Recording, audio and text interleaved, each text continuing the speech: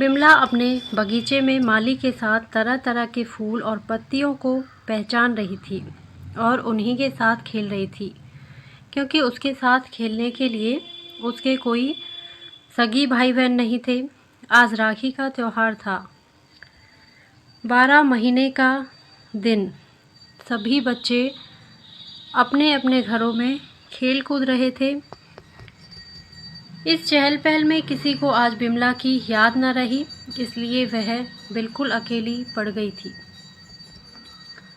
अचानक उसकी दृष्टि सड़क पर हरी हरी साड़ियों से सजी हुई कुछ स्त्रियों और बालिकाओं पर पड़ी, जिनके हाथों में चांदी के सामान, चमकती हुई थालियों में फूल माला, फल मूल और नारियल के साथ रंग बिरंगी राखियां चमचमा रही थी। उसी समुदाय में बिमला की सखी चुन्नी भी थी। चुन्नी को देखकर बिमला चुप न रह सकी।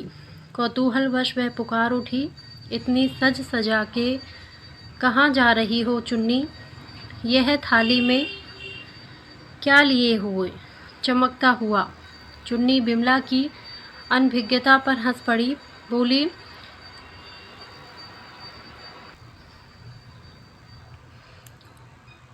बोली इतना भी नहीं जानती बिन्नो। आज राखी है ना, हम लोग भगवान जी के मंदिर में पूजा करने जाती हैं, वहीं से लौटकर फिर राखी बांधेंगी। किसे बांधेंगी राखी? बिमला ने उत्सुकता से पूछा। इस प्रश्न पर सब खिलखिला के हंस पड़ी। बिमला शर्मा गई। चुन्नी बिमला की सहेली थी। अपनी सखी के ऊपर इस प्रकार सबका हंसना उसे भी अच्छा नहीं लगा। वह बिमला के पास आकर बोली, बिन्नो, अभी हम लोग भगवान जी की पूजा करके उन्हें राखी बांधेंगी, फिर घर आकर अपने अपने भाइयों को बांधेंगी। तुम भी चलना हमारे साथ। पर मैंने तो अभी अम्मा से पूछा ही नहीं।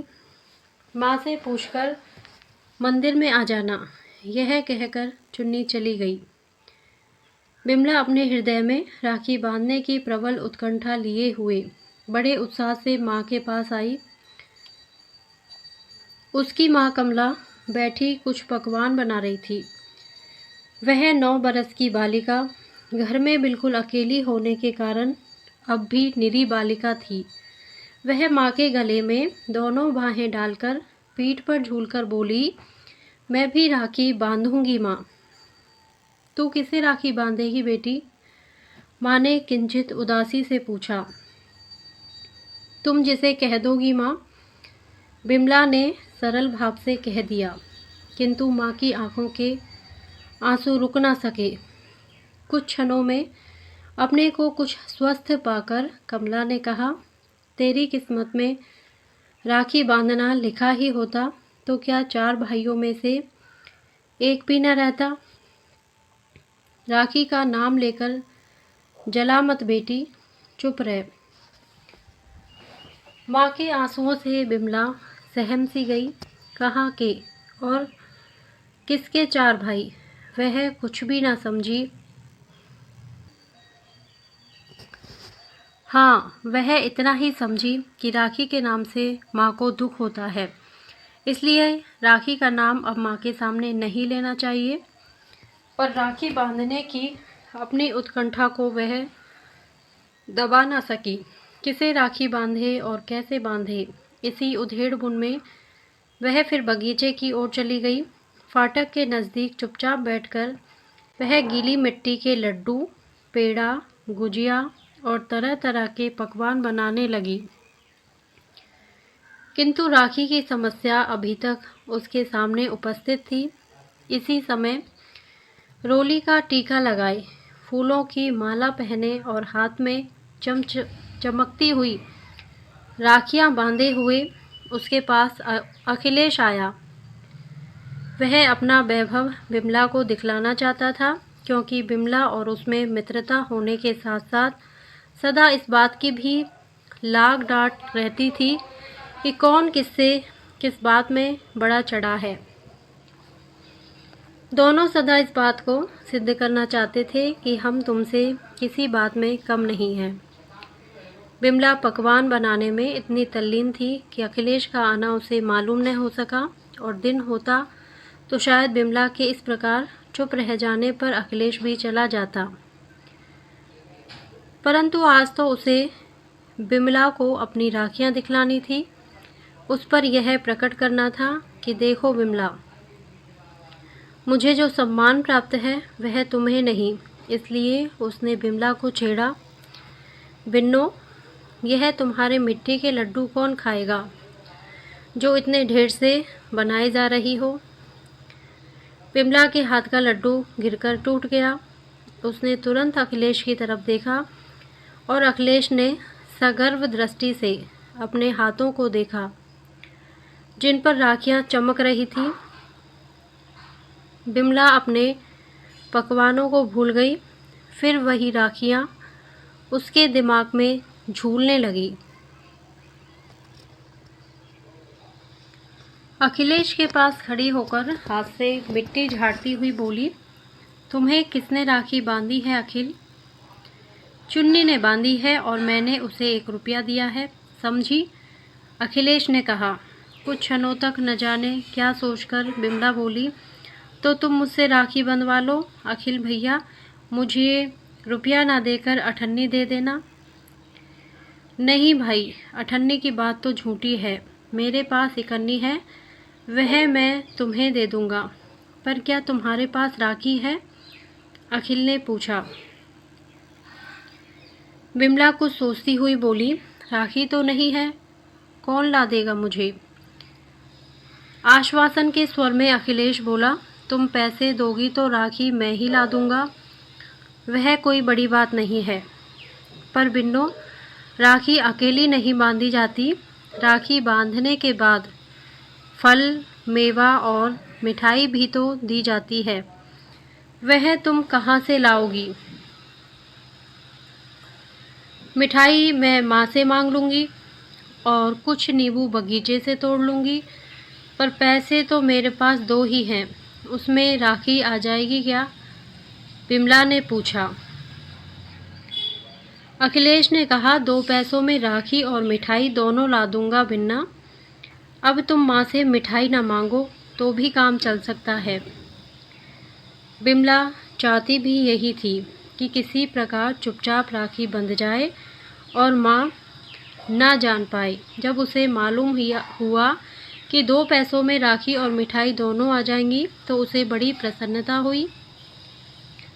उधर अखिल राखी लेने गया, इधर बिमला फूलों की एक माला एक नन्ही सी थैली में जरा सी रोली और अक्षत रखकर उसकी प्रतीक्षा करने लगी। उसे अधिक प्रतीक्षा ना करनी पड़ी। अखिल 1.5 पैसे की मिठाई और धेले की एक राखी लेकर कुछ ही देर में आ गया। माली के घर से जरा सा मीठा तेल मांगकर एक मिट्टी का दिया जलाया गया और वहीं गोधुली की पवित्र बेला में एक अबोध बालिका ने एक बालक को 2 पैसों से सदा के लिए भाई के रूप में बांध लिया। तिलक लगाकर, अक्षत छिड़ककर बिमला ने अखिल को राखी बांधी, फूलों की माला पहनाकर उसे मिठाई खिला दी और अखिल ने उसी समय बिमला के हाथ पर इकन्नी रखकर उसके पैर छू लिए। पैर छूकर वह ज्यों ही ऊपर उठा, सामने बिमला की माँ खड़ी थी। उनकी आंखों से आंसू गिर रहे थे। उन्हें याद आ रहा था कि अखिलेश के साथ का ही उनका बच्चा, यदि आज वह होता तो वह भी 12 साल का होता। सहसा माँ को सामने देखकर बिमला कुछ संकोच में पड़ गई। इकन्नी को मुट्ठी में दबाकर वह चुपचाप एक तरफ खड़ी हो गई।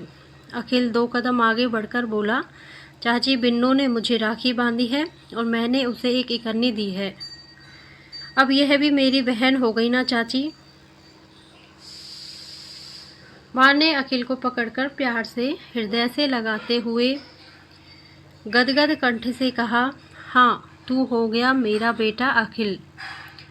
अखिलेश ने बिमला की माँ की बात सुनी या नहीं, किंतु यह अपनी एक बहन के कारण बहुत परेशान रहता था। वह उससे सदा लड़ती थी, वह कुछ चिंतित सा होकर बोला, पर चाची, चुन्नी तो मुझसे बहुत लड़ती है। बिन्नो बहन हो गई, यह भी मुझसे लड़ा करेगी। नहीं रे पगले, सब बहनें नहीं लड़ा करती, माँ ने कहा और दोनों बच्चों को लेकर घर गई। उस दिन से अखिल के 2 घर हो गए। 2 घरों में उसे माता की ममता, पिता का दुलार और बहन का स्नेह मिलने लगा। इस खिलवाड़ को हुए प्राय 8 साल बीत गए। बिमला अब 17 साल की युवती थी। बिमला और अखिलेश दोनों सगे भाई बहन से किसी बात में कम ना थे। अब भी हर साल बिमला बड़ी धूमधाम से अखिलेश को राखी बांधा करती। चुन्नी सगी बहन होकर भी अखिलेश के हृदय में वह स्थान ना बना सकी जो बिमला ने अपने सरल और नम्र स्वभाव के कारण बना लिया। बिमला सरीखी बहन पर अखिलेश को उसी प्रकार गर्व था जिस प्रकार बिमला को अखिलेश के समान सुशील, तेजस्वी और मनस्वी भाई के पाने पर। बीए की परीक्षा में यूनिवर्सिटी भर में फर्स्ट आ जाने के कारण अखिलेश को विदेश जाकर विशेष अध्ययन के लिए सरकारी छात्रवृत्ति मिली और उसे 2 साल के लिए विदेश जाना पड़ा।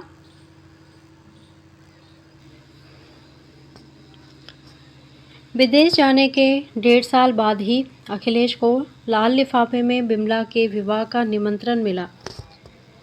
बिमला के विवाह के समाचार से वह प्रसन्न तो हुआ, परंतु वह विवाह में सम्मिलित न हो सकेगा, इससे उसे कुछ दुख भी हुआ।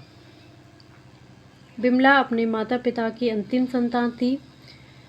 उससे बड़े उसके 4 भाई और 2 बहन 2-2, 3-3 साल के होकर नहीं रहे थे। न जाने कितने टोटके, पूजा पाठ और जप तप के बाद वह इस लड़की को किसी प्रकार जिला सके थे। नई सभ्यता की पक्षपातिनी होने पर भी संतान के लिए बिमला की माँ ने जिसने जो कुछ बतलाया वही किया। बिमला के गले में किसी महात्मा की बताई हुई एक तावीज अब तक पड़ी थी। तात्पर्य यह है कि वह माता पिता दोनों की ही बहुत दुलारी थी। 15वें वर्ष में पैर रखते ही माँ को उसके विवाह की चिंता हो गई थी, पर बाबू अनंतराम कुछ लापरवाह से थे। विवाह का ध्यान आते ही वे सोचते, एक ही तो लड़की है, वह भी चले जाएगी तो घर तो जंगल हो जाएगा। जितने दिन विवाह टले उतने ही दिन अच्छा है। इसी से वह कुछ बेफिक्र से रहते। इसके अतिरिक्त उन्हें बिमला के योग्य कोई वर भी न मिलता था। वर अच्छा मिलता तो घर मन का न होता, और घर अच्छा मिलता तो वर में कोई ना कोई ऐसी बात रहती जिससे वह विवाह करने में कुछ हिचकते थे। उनके मकान के कुछ ही दूर पर गंगा अपनी निर्मल धारा में तेजी से बहा करती थी। प्राय वहाँ के सब लोग रोज गंगा में ही स्नान करते थे। बिमला भी अपनी माँ के साथ रोज गंगा नहाने जाती थी। एक दिन प्रातःकाल दोनों माँ बेटी नहाने गई थी। अचानक बिमला का पैर फिसला और वह बह चली। माँ पुत्री को बचाने के लिए आगे बढ़ी, किंतु बचाना तो दूर, वह स्वयं भी बहने लगी। घाट पर किसी व्यक्ति की नज़र उन पर नहीं पड़ी, इसलिए दोनों माँ बेटी बहती हुई पुल के नज़दीक पहुँच गई। पुल के ऊपर से कुछ कॉलेज के विद्यार्थी घूमने निकले थे। एक की नज़र इन असहाय स्त्रियों पर पड़ी, वह फौरन कूद पड़ा। बहुत अच्छा तैराक होने के कारण अपने ही बाहुबल पर वह दोनों माँ बेटी को बाहर निकाल लाया। उसकी सहायता के लिए दूसरे विद्यार्थी भी घाट पर आ गए थे। कोई डॉक्टर के लिए दौड़ा और कोई मोटर के लिए। कुछ देर में माँ तो होश में आ गई, पर बिमला स्वस्थ ना हुई। इसी बीच अनंतराम जी के पास भी खबर पहुंची। वे भी दौड़ते हुए आए। कमला और बिमला अभी तक नहाकर वापस न गई थी। उन्हें रह रहकर आशंका हो रही थी कि कहीं वे ही न हो। घाट पर पहुंचकर देखा तो आशंका सत्य निकली। मोटर पर कमला और बिमला को बैठाकर वे घर आए थे। वे अपने उपकारी उस विद्यार्थी को भी न भूले जिसने उनकी स्त्री और कन्या को डूबने से बचाया था। अनंतराम जी के आग्रह से विनोद को भी उनके घर तक आना पड़ा। बिमला कई दिनों तक बीमार रही। विनोद प्राय रोज उसे देखने आता रहा। इस बीच में अनंतराम ने विनोद का सब हाल मालूम कर लिया और उन्होंने विनोद को सब प्रकार से बिमला के योग्य समझा। उन्होंने ईश्वर को कोटिश धन्यवाद दिए जिसने घर बैठे बिमला के लिए योग्य पात्र भेज दिया। विनोद बसंतपुर का निवासी था और यहाँ कॉलेज में एमए फाइनल में इसी साल बैठने वाला था। परिवार में पिता को छोड़कर और कोई न था। पिता डिप्टी कलेक्टर और बसंतपुर के प्रसिद्ध रईस थे। विनोद स्वयं बहुत सुंदर, स्वस्थ, तेजस्वी और मनस्वी नवयुवक था। अन्य नवयुवकों की तरह उसमें उच्छृंखलता नाम मात्र को न थी। वह विमला को देखने आता था अवश्य, पर जब तक अनंतराम जी स्वयं उसे अपने साथ लेकर भीतर न जाते वह कभी अंदर न आता। उसके इस व्यवहार और अध्ययनशीलता तथा उसकी विद्या और बुद्धि पर अनंतराम और उनकी स्त्री दोनों ही मुग्ध थे और इसलिए अपनी प्यारी पुत्री को उन्होंने विनोद को सौंप दिया। विनोद भी बिमला के शील स्वभाव पर मुग्ध था। इसके पहले उसने विवाह की तरफ सदा अनिच्छा ही प्रकट की थी, किंतु बिमला के साथ जो विवाह का प्रस्ताव हुआ तो उसे वह टाल न सका, प्रसन्नता से स्वीकार ही किया। विनोद बिमला को इतना अधिक चाहते थे कि विवाह के बाद वह 2-3 महीने तक माँ के घर वापस न आ सकी। विनोद उसे रोकते न थे, पर बिमला जानती थी कि उसके जाने के बाद उन्हें कितना बुरा लगेगा। माता पिता से मिलने के लिए कभी कभी वह बहुत विकल भी हो जाती थी। उसकी इस विकलता से विनोद को भी दुख होता था, किंतु वह बिमला का क्षणिक वियोग भी सहने को तैयार न था। यहाँ तक कि उसने अपने मित्रों से मिलना जुलना बंद सा कर रखा था। उसका अधिकांश समय उनके शयनगार में ही बीतता। वहीं वह पढ़ते लिखते और बिमला वहीं उनकी आंखों के सामने रहती। विवाह के 3 महीने बाद विनोद के पिता की बदली उसी शहर में हो गई जहां बिमला का मैका था। बिमला और विनोद दोनों ही इससे प्रसन्न हुए। अब बिमला को माता पिता से मिलने की भी सुविधा हो गई और विनोद का भी साथ न छूटता। अब वह प्राय दूसरे तीसरे दिन घंटे 2 घंटे के लिए आकर अपने माँ बाप से मिल जाया करती थी। इस प्रकार एक दिन विनोद के साथ बिमला अपनी माँ के घर गई। बिमला तो अंदर चली गई। विनोद वहीं हाल में आई चिट्ठियों को देखने लगे।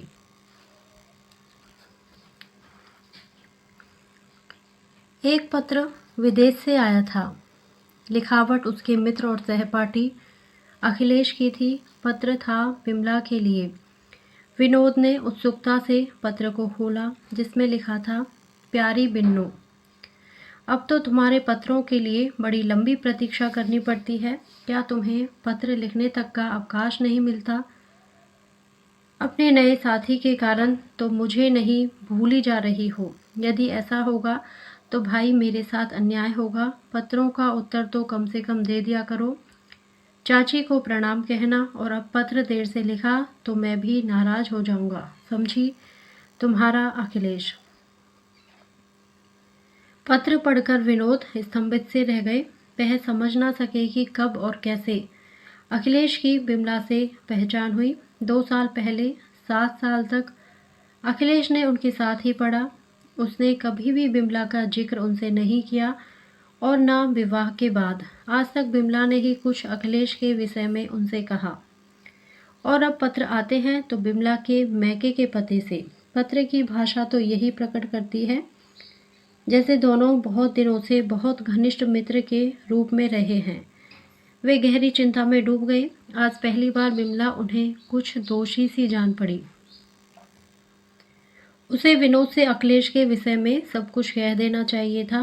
अखिलेश के प्रति भी आज विनोद के हृदय में एक प्रकार की ईर्ष्या जनित भाव जागृत हुए। फिर पत्र पढ़ने के बाद वे अंदर न जा सके।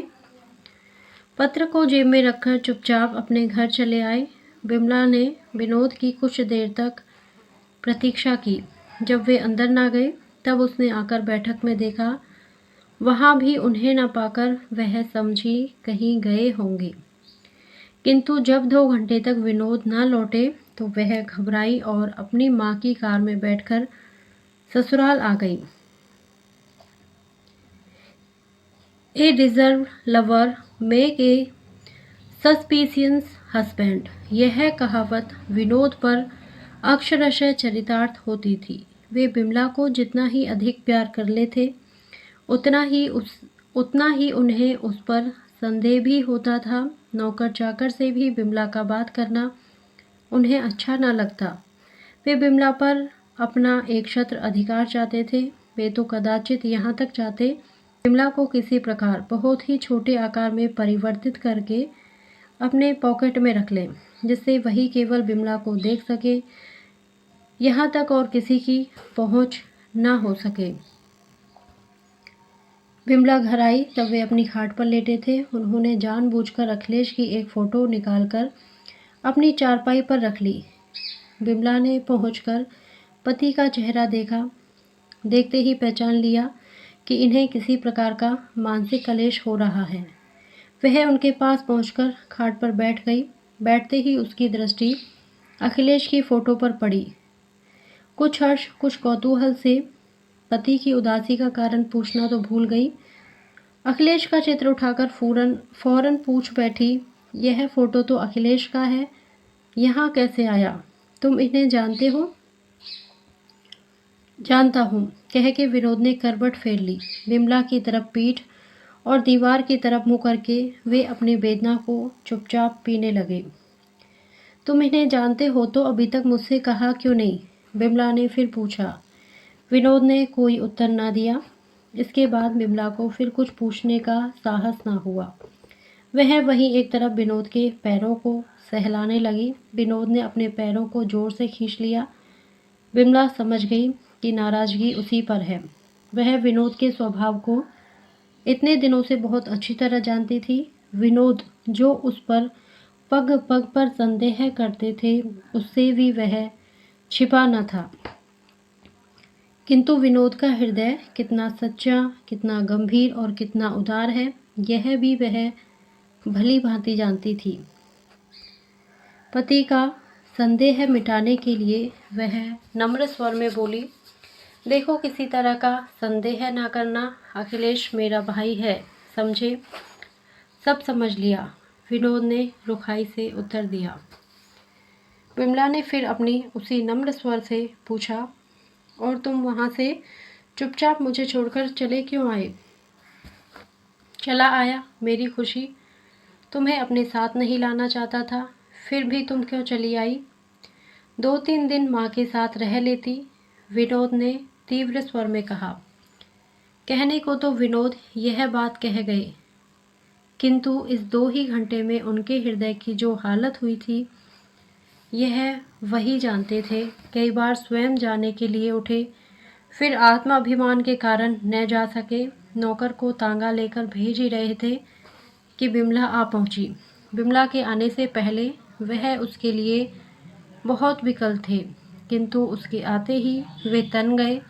बिमला यह समझती थी, इसलिए उसे कुछ हंसी आ रही थी, परंतु फिर भी अपनी हंसी को दबाती हुई बोली, तो तुम मुझसे कह के आते कि तुम यहाँ 2-3 दिन रह सकती हो तो मैं रह जाती। अम्मा तो रोक रही थी, कहो तो अब चली जाऊँ? हाँ हाँ चली जाना, विनोद ने मुंह से ही कहा, लेकिन हृदय कहता था खबरदार, अगर यहाँ से हिली भी तो ठीक ना होगा। विमला बोली, अच्छा बाबूजी, कचहरी से लौटेंगे तो उन्हीं की कार में चली जाऊंगी। किंतु बाबूजी के कचहरी से लौटने के पहले ही दोनों का मेल हो गया। विमला को फिर माँ के घर जाने की आवश्यकता ना पड़ी। इसके बाद विनोद को विमला ने अपने और अखिलेश के संबंध में सब कुछ बतलाया। उसी दिन विमला को यह भी मालूम हुआ कि अखिलेश विनोद का सहपाठी होने के साथ ही साथ अभिन्न हृदय मित्र भी है। यह जानकर भी कि अखिलेश विमला का राखी बांध भाई है। न जाने क्यों विनोद का अखिलेश के प्रति विमला का स्नेह भाव सहन न होता था। साथ ही साथ वह अखिलेश का अपमान भी न सह सकते, क्योंकि वह अखिलेश को भी बहुत प्यार करते थे। आषाढ़ का महीना था और इसी महीने में अखिलेश विदेश से लौटकर आने वाले थे।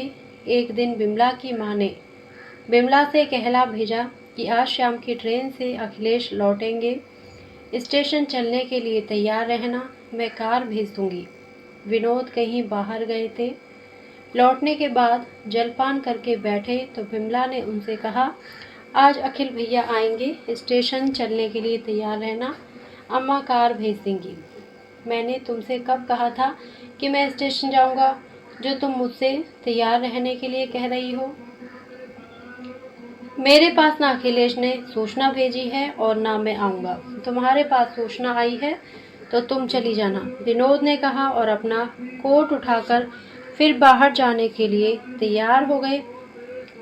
उन्हें रोकती हुई विमला ने फिर नम्र स्वर में कहा, सूचना नहीं भी आई तो चलने में क्या हुआ, तुम्हारे मित्र ही तो हैं, चलने में क्या हुआ? इसका उत्तर मैं नहीं दे सकता, नहीं जाना चाहता, यही काफ़ी है। कहते हुए विनोद फिर आगे बढ़े। विमला ने उनका कोट पकड़ लिया, बोली, तुम नहीं जाओगे तो सब लोग बुरा मानेंगे। चलो हम लोग स्टेशन से अपने घर आ जाएंगे, उनके घर न जाएंगे बस। विनोद ने चिढ़कर कहा, क्यों सिर खाए जाती हो बिन्नो, एक बार कह तो दिया कि मैं नहीं जाऊंगा। तुम्हारा भाई है, तुम खुशी से जाओ, मैं तुम्हें नहीं रोकता। तुम ना जाना चाहती हो तो तुम्हें जाने के लिए मैं विवश नहीं करता, फिर तुम ही क्यों चलने के लिए मुझ पर इतना दबाव डाल रही हो? कहते हुए कोट छुड़ाकर विनोद चल दिए। विमला चुप हो गई। उसने आज ही अनुभव किया कि विवाह के बाद स्त्री कितनी पराधीन हो जाती है।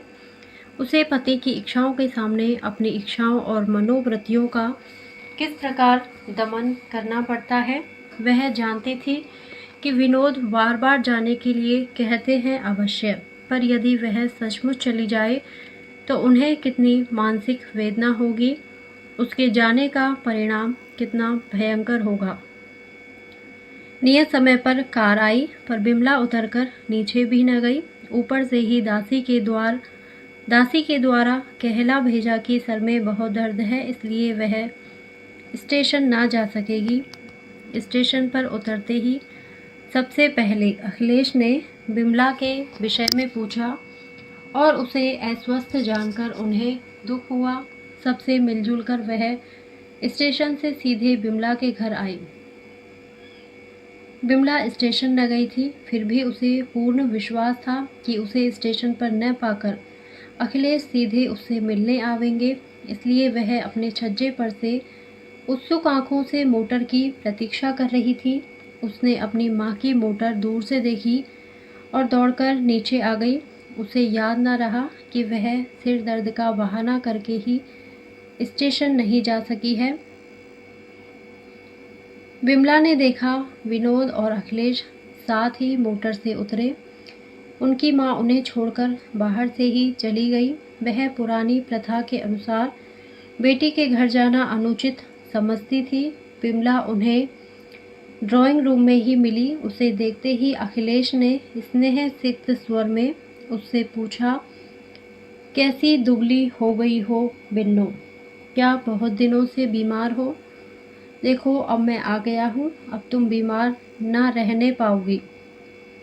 बिमला हंस पड़ी, बोली, अखिल भैया तुम्हें तो मैं सदा दुबली ही दिखा करती हूँ, पर तुम कितने दुबले हो गए हो, तुम्हारा स्वास्थ्य भी तो बहुत अच्छा नहीं जान पड़ता।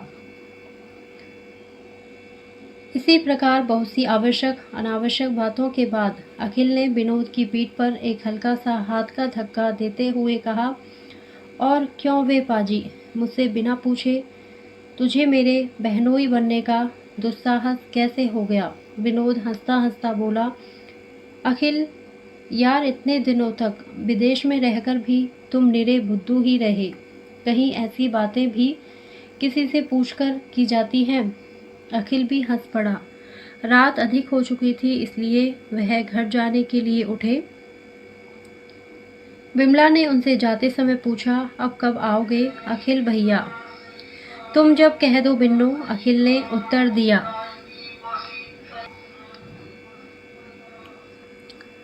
बिमला ने उनसे दूसरे दिन फिर आने के लिए कहा। इसके बाद अखिल अपने घर गए।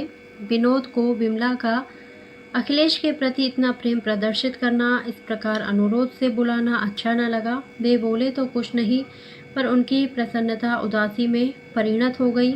उनके कुछ न करने पर भी उनकी भाव भंगी और व्यवहार से बिमला समझ गई कि विनोद को कुछ बुरा लगा है। विनोद ने बिमला के बहुत आग्रह करने पर अपने हृदय के सब भाव उससे साफ साफ कह दिए। उन्होंने यह भी कहा कि उन्हें बिमला का अखिलेश के प्रति इतना अधिक स्नेह भाव संदेहात्मक जान पड़ता है। बिमला ने अपने प्रयत्न भर उनके संदेह को दूर करने की कोशिश की और अंत में उन्हें यहाँ तक आश्वासन दिया कि यदि विनोद ना चाहेंगे तो बिमला अखिलेश से कभी मिलेगी भी नहीं। किंतु इतने वर्षों का संबंध कुछ घंटों में ही तोड़ देना बहुत कठिन है। दूसरे दिन अखिलेश के आते ही बिमला यह भूल गई कि रात के समय क्या क्या बातें हुई थी। वह फिर अखिलेश से उसी प्रकार प्रेम से बातें करने लगी, किंतु कुछ ही क्षण बाद विनोद की मुखाकृति ने उसे रात की बातें याद दिला दी। वह कुछ गंभीर हो गई। उसकी आंखें करुणा और विवशता से छलक आई। विमला की आंखों में करुणा का आविर्भाव होना स्वाभाविक ही था, क्योंकि वह हृदय से दुखी थी। उस पर जो संदेह था वह निर्मूल था। वह जिस मर्मांतक पीड़ा का अनुभव कर रही थी, उसे वही समझ सकता है जिसका पवित्र संबंध कभी संदेह की दृष्टि से देखा गया हो। विमला प्रयत्न करने पर भी अपनी आंखों की करुणा न छिपा सकी। उसने एक दो बार अखिलेश की ओर देखा और थोड़ी बातचीत भी की, किंतु अपनी विवशता या कातरता प्रकट करने के लिए नहीं, किंतु यह प्रकट करने के लिए कि उसके इस व्यवहार और उदासीनता से अखिलेश यह ना समझ बैठे कि उनका किसी प्रकार का अपमान हुआ है। विमला की दृष्टि और व्यवहार से विनोद का संदेह और बढ़ गया। वे बिमला की प्रत्येक भावभंगी को बड़े ध्यान से देख रहे थे और जितना ही वे उस पर विचार करते, उनका संदेह गहरा होता जाता। यह अखिलेश ने भी देखा कि आज बिमला और विनोद दोनों ही कुछ अस्वस्थ और अनमने हैं, किंतु उनकी अस्वस्थता के कारण अखिलेश ही हो सकते हैं, यह वह सोच भी ना सके, क्योंकि विनोद और बिमला दोनों के प्रति उनका पवित्र और प्रगाढ़ प्रेम था। उस स्नेह भाव को ध्यान में लाते हुए उदासी का कारण अपने आप को समझ लेना अखिलेश के लिए आसान न था, किंतु फिर भी विनोद और बिमला दोनों के ही व्यवहार ने आज उन्हें आश्चर्य में डाल दिया। वह न जाने किस विचारधारा में डूबे हुए अपने घर गए। जाते समय कुछ हिचक और कुछ संकोच के साथ बिमला ने उनसे कहा, कभी कभी आया करना भैया। विनोद उठकर अखिल के साथ हो लिए। बातचीत करते करते विनोद अखिल के घर तक पहुंच गए। उन्होंने अखिलेश के साथ ही भोजन भी किया। दोनों का प्रेम सच्चा था। उनका स्नेह इतना निष्कपट था कि विनोद अपने इस संदेह को भी अखिल से न छिपा सके। उन्होंने अखिल से यहाँ तक कह दिया, भाई अखिल, यदि तुम मुझे सुखी देखना चाहते हो तो बिमला से जरा कम मिलो। मैं यह जानते हुए कि तुम मेरे हितैषी हो, मेरे बंधु हो, बिमला चाहे एक बार मुझसे कोई बात छिपा भी जाए पर तुम ना छिपा सकोगे। नहीं चाहता कि तुम बिमला से अधिक मेलजोल रखो। अखिलेश, मुझे ऐसा जान पड़ने लगता है कि तुम्हारे स्नेह के सामने बिमला के हृदय में मेरे स्नेह का दूसरा स्थान हो जाता है। तुम्हारा मूल्य उसकी आंखों में मुझसे कहीं ज़्यादा हो जाता है। यह बात तो सच है क्योंकि मैं उसका भाई हूँ। अखिलेश ने किंचित मुस्कुराकर कहा। फिर वह गंभीर होकर बोले, विनोद, तुम जैसा चाहो। मैं बिमला से मिलने के लिए बहुत उत्सुक भी नहीं हूँ और यदि तुम चाहो तो मैं यह स्थान ही बदल लूँ, कहीं और चला जाऊँ। अभी लौटे दिन ही कितने हुए हैं, सर्विस दूसरी जगह भी तो कर सकता हूँ। विनोद घबराकर बोल उठे, नहीं अखिल, तुम यहाँ से कहीं मत जाओ। भाई, तुम 2 साल के बाद तो लौटे हो, फिर पिता की बदली यहाँ हो गई तो सौभाग्य से हम दोनों को फिर से साथ साथ रहने का अवसर मिला है। उसे मैं व्यर्थ ही नहीं जाने देना चाहता। यहाँ रहकर क्या तुम बिमला से मिलना जुलना कम नहीं कर सकते? अरे भाई, तुम जो कहो सब कर सकता हूँ, पर 12 बज रहे हैं, जाओ, सोने भी दोगे या नहीं? अखिल ने हंसते हुए कहा। इसके बाद विनोद गए अपने घर और अखिल अपने बिस्तर पर। पूरा 1 महीना बीत गया। न अखिलेश आए और न बिमला से उनकी कभी मुलाकात हुई। बिमला इस बीच कई बार अपनी माँ के घर भी आ जा चुकी थी, किंतु अखिलेश से वहाँ भी ना मिल सकी। वह हृदय से तो अखिलेश से मिलना चाहती थी, पर मुंह से कुछ कहने का साहस ना होता था। एक दिन वह माँ के घर से जा रही थी। रास्ते में उसे अखिलेश कहीं जाते हुए दिखे। बिमला का हृदय बड़ी जोर से धड़कने लगा। एक बार उसकी तबीयत हुई कार रुकवाकर अखिलेश से उसके इस प्रकार न आने का कारण पूछ ले, किंतु दूसरे ही क्षण उसे ख्याल आया कि वह अखिलेश के न आने का कारण पूछ तो लेगी, किंतु इस तनिक सी बात का मूल्य उसे कितना अधिक चुकाना पड़ेगा। अपनी प्रसन्नता अप्रसन्नता की उसे उतनी परवाह न थी। विनोद की शांति न जाने कितने समय के लिए भंग हो जाएगी। उनकी मानसिक वेदना का विचार आते ही उसने कार बढ़वा ली, रुकी नहीं। पर उस दिन अखिलेश को वह दिन भर भूल न सकी।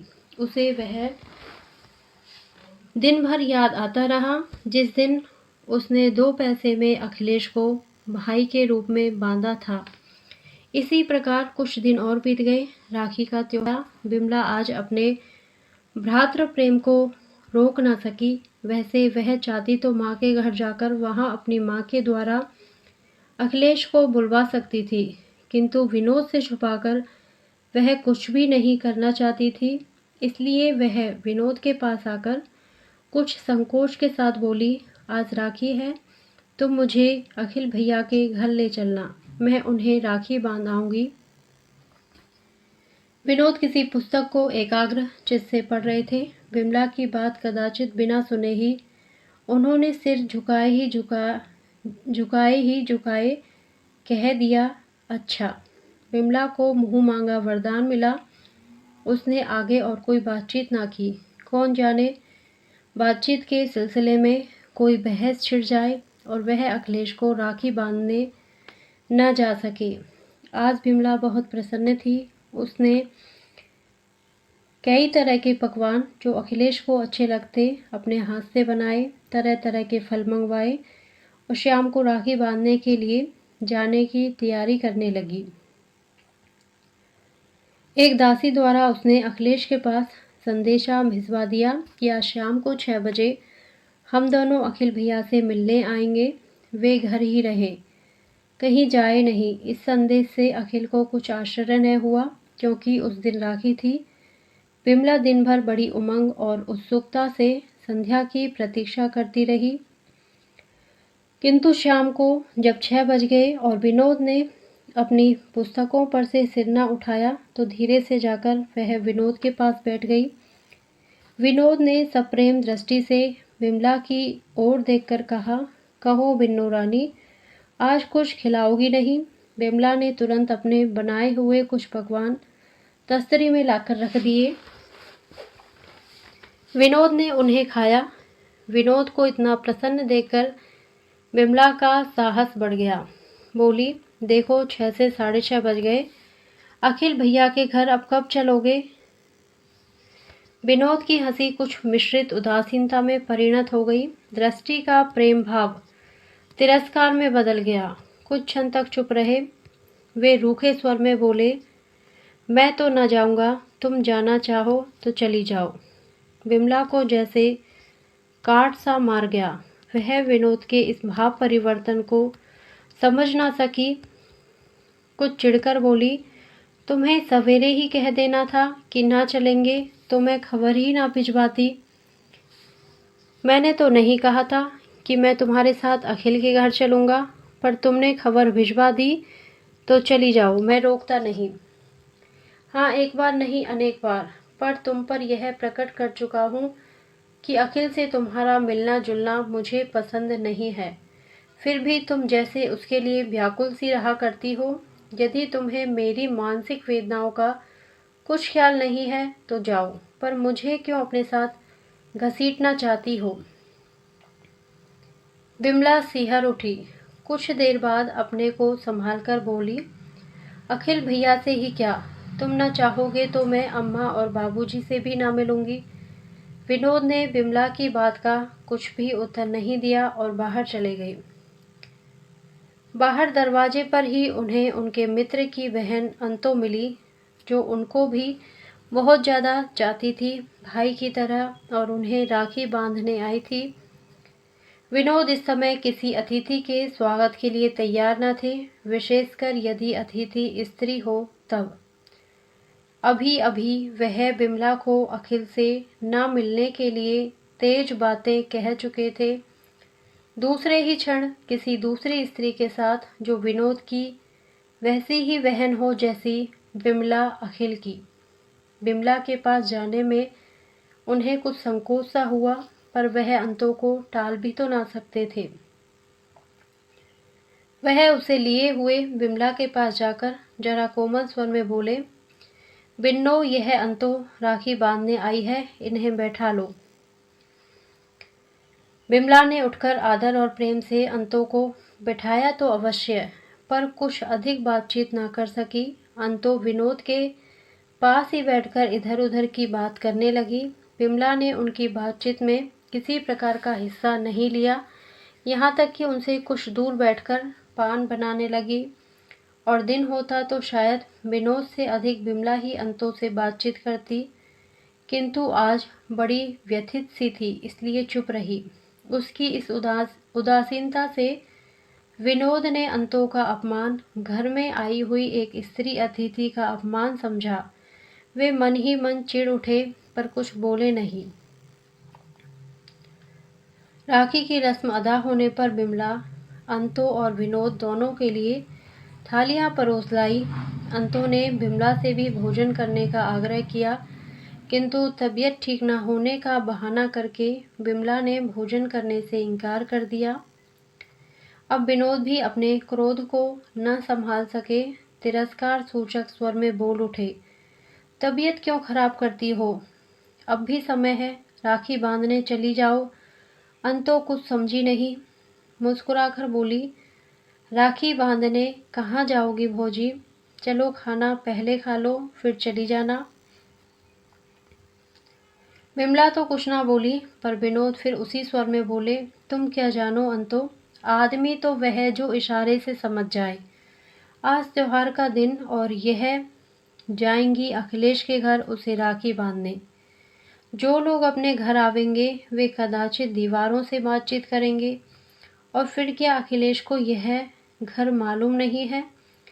चाहते तो आ ना सकते। अंतो कुछ घबरा सी उठी, बोली, जाने भी दो विनोद भैया, त्योहार के दिन गुस्सा नहीं करते। विमला चुपचाप हाथ में सरौता सुपारी ज्यों की त्यों लिए बैठी थी। पान सामने पड़े थे। उसकी आंखों से बरबस आंसू गिरे जा रहे थे। विनोद को विमला का यह बर्ताव बहुत खल रहा था। अंतों की बात के उत्तर में वह फिर उसी क्रोध भरे स्वर में बोले, त्योहार के दिन गुस्सा तो नहीं किया जाता, अंतों पर रोया जाता है। सो मैं अपनी किस्मत को रोता हूँ। पिताजी ने न जाने कब का बैर निकाला जो नाहक ही बैठे बैठाए मेरे गले में यह बला बांध दी। देख रही हो ना, खाना इसी प्रकार तो खिलाया जाता है। हमारे सामने थालियां परोसकर वे आंसू बहा रहे हैं, तो हम लोग भी मर भूखे नहीं हैं। खाना दूसरी जगह भी तो खा सकते हैं। कहते हुए विनोद अंतों का हाथ पकड़कर थाली पर से उठ गए। विमला ने किसी को रोका नहीं। उसकी मानसिक स्थिति पागलों से भी खराब थी। उसने राखियों को उठाकर दूर फेंक दिया, फल और मिठाई उठाकर नौकरों को दे दी। माला को मसलकर दूर फेंककर वह खाट पर गिर पड़ी और फूट फूट कर रोने लगी। अखिल का पवित्र प्रेम, उनका मधुर व्यवहार, उन दो नन्हे नन्हे अबोध बच्चों के द्वारा राखी का अभिनय, एक एक करके अतीत की सब स्मृतियां उसके सामने साकार बनकर खड़ी हो गई। आज उसकी वही स्नेहलता जिसे दो नन्हे नन्हे अबोध बालकों ने अपनी पवित्रता पर आरोपित किया था, तरुण हृदयों ने अपनी दृढ़ता से मजबूत बनाया था, एक मिथ्या संदेह के आधार पर निर्दयता से कुचली जा रही थी। विमला कांप उठी। वह पलंग पर उठकर बैठ गई और अपने आप ही बोल उठी, हे ईश्वर, तू साक्षी है, यदि मैं अपने पथ से जरा भी विचलित हूँ तो मुझे कड़ी से कड़ी सजा देना। पतिव्रत धर्म, स्त्री धर्म तो यही है ना कि पति की उचित अनुचित आज्ञाओं का चुपचाप पालन किया जाए। वह मैं कर रही हूँ विधाता, पर इतने पर भी यदि मेरी दुर्बल आत्मा अपने किसी आत्मीय के लिए पुकार उठे तो मुझे अपराधिनी न प्रमाणित करना।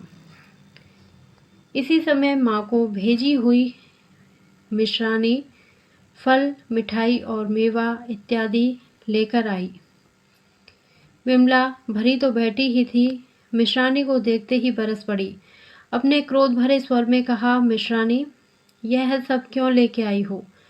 ले जाओ, मैं क्या करूंगी लेकर। माँ से कहना मेरे लिए कुछ भेजा ना करे, समझ ले आज से बिन्नो मर गई। मिश्रानी कुछ देर स्तंभित सी खड़ी रही। उसकी समझ में न आया कि क्या करे।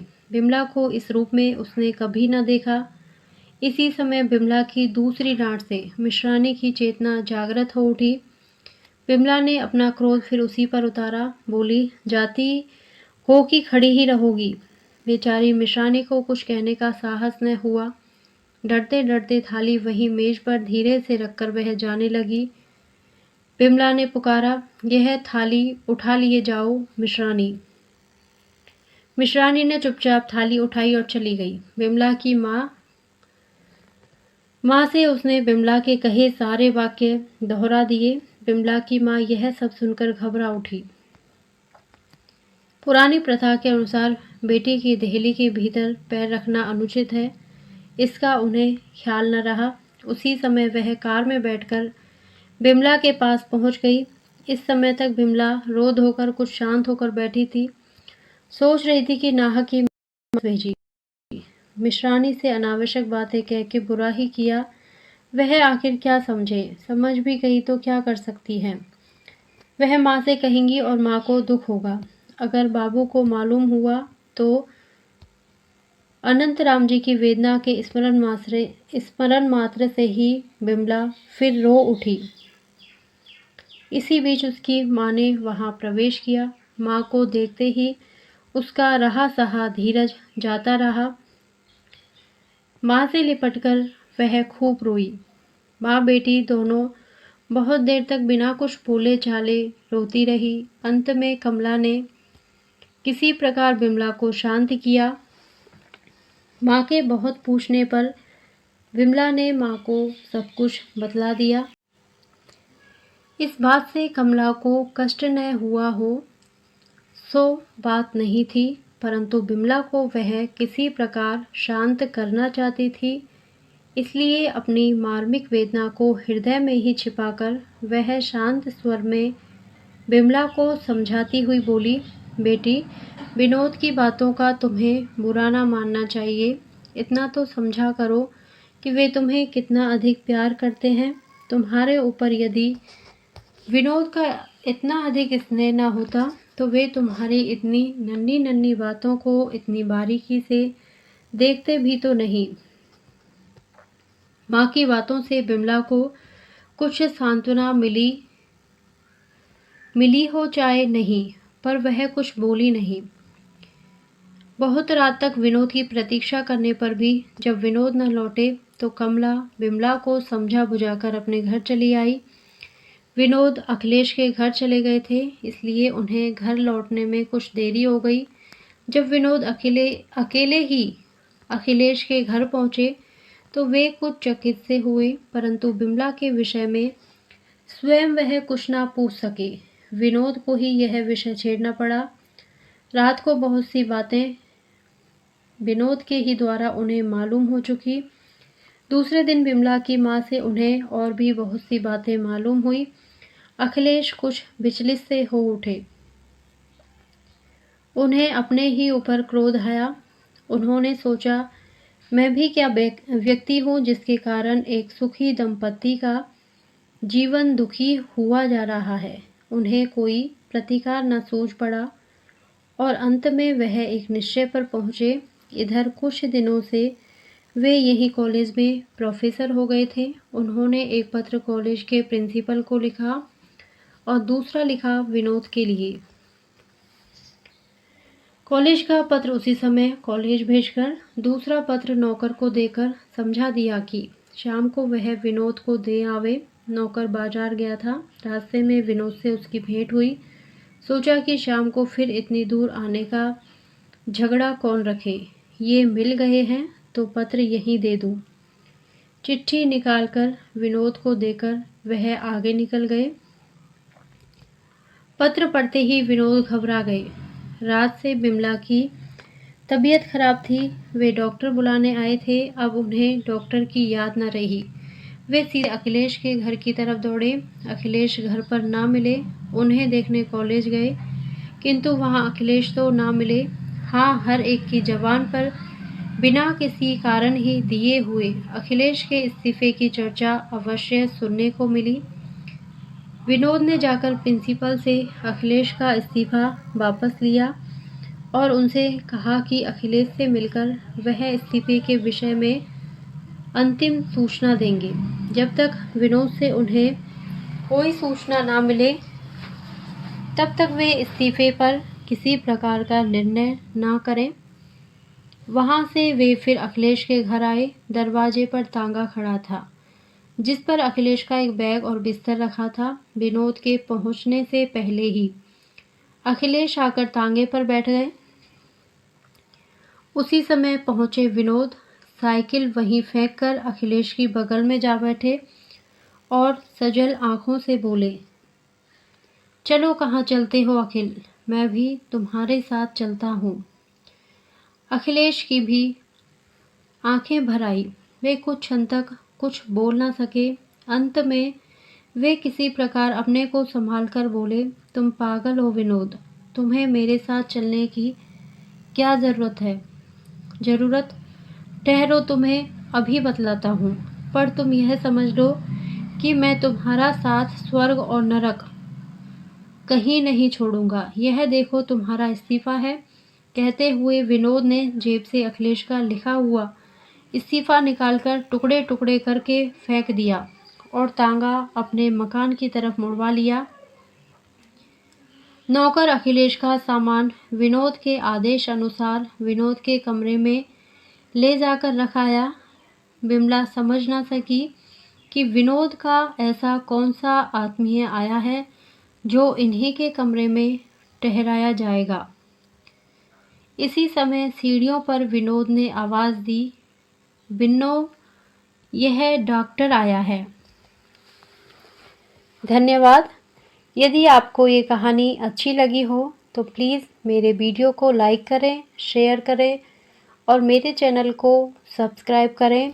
Thank you.